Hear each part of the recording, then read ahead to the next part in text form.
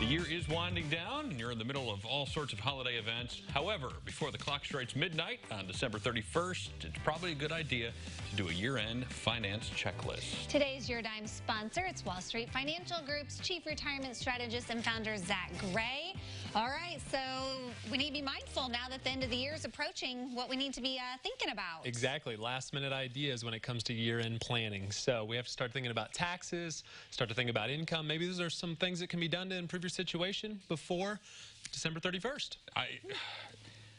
I never do my taxes until like the 14th of April.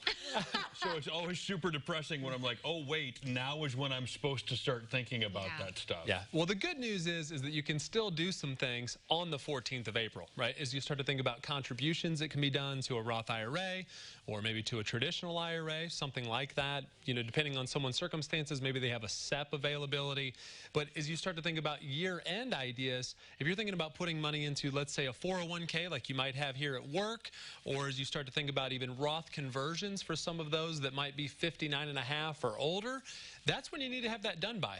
It's December 31st. It's not April 14th. Otherwise, you miss all of next year to be able to do it before you can make a decision this time next year. Exactly. And as you start to think about how that it would be timely for someone at, say, getting near 70, they've only got so much time that they're really in the driver's seat, if you will, as far as making those conversions, you know, and making some of those changes, because at 70 and a half, they'll be forced to.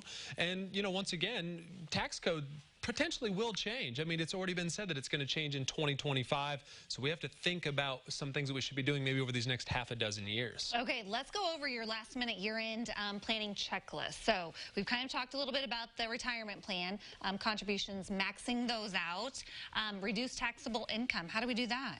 Well, I think there's a few things to be said here. Maybe the first two go hand in hand. Maxing out your company's retirement plan. That means, hey, I can put some more money into my 401k, and if I put it into a traditional account, well, it's going to reduce my taxable income. You know, if the more that I put in there, the less that I'm going to have to claim for taxes. And I think that that's important to be noted. Even if you think about it in the form of a Roth, if you have a Roth 401k, it's just a good way that you can get some more tax-free money in there. And that's something that's not going to be at your fingertips year in, year out, especially if you're getting close to retirement.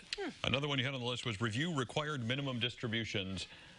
I don't know what any of that means. What are we distributing to? Well, so an RMD is what you might think of with that. And if you are at 70 and a half, a required minimum distribution means that, hey, you've got to take this minimum amount out of there. And so 12/31 is a real key date for that. First off, we need to get it done by then, or there's a big penalty, 50% in the case that you don't. 50? Amen to that, right? Wow. So it's a big, big number.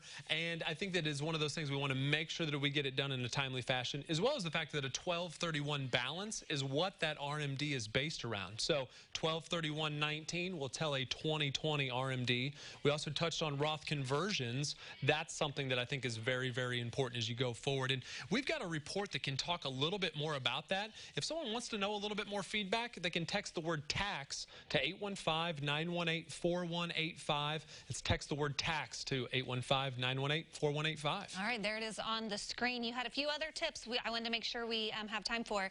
Do a Roth IRA conversion, defer and accelerate business expenses. So if you are a business owner, it is one of those things that maybe we can play that to our hand, right? If we're looking at something to say, hey, we have a big tax concern, maybe we go ahead and prepay some things. You know, we're in a farming type community, and we see that quite often. Maybe they sell some grain and they say, hey, now I have to offset that with some expenses.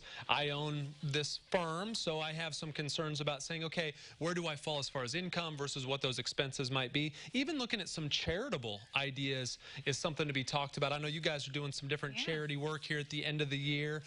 It's just one of those things to be said that you have to think about that. We want to get that done by 12/31 if we want to itemize that deduction. So if you're going to give to your church or another nonprofit, sometimes before the end of the year can be helpful. Exactly. Great tips. Absolutely. All right. I had no idea I had all this work to do between now and the end of the year. Thank you very much, Zach.